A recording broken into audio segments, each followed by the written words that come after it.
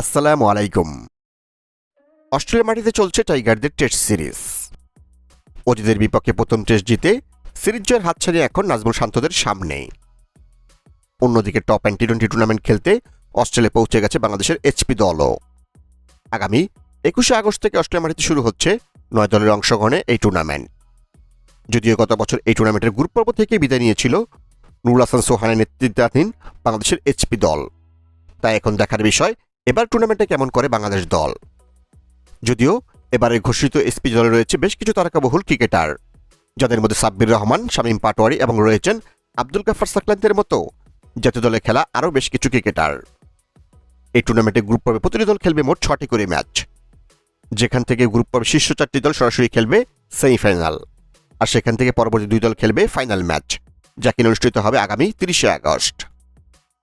Bangladesh HP দল নিজেদের প্রথম ম্যাচটি খেলবে 22শে আগস্ট, যেখানে বাংলাদেশের প্রতিপক্ষ নেপালের জাতীয় দল।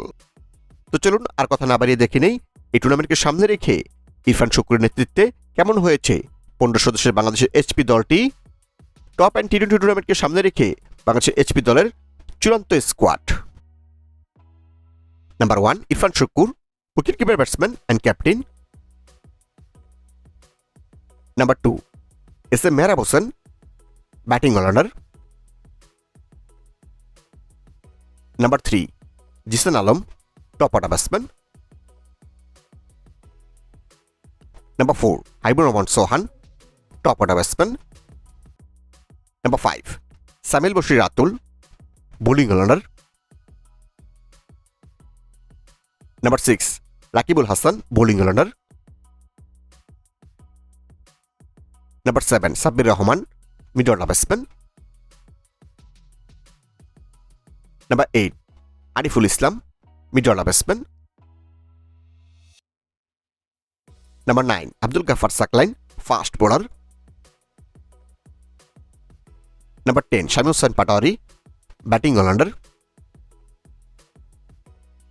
Number 11 Mrittunjoy Chowdhury, bowling allrounder. Number 12 Abu Hader Rony, bowling allrounder. Number 13 Ripon Mondal, fast bowler. Number 14 Mohammad Rubel, spin bowler.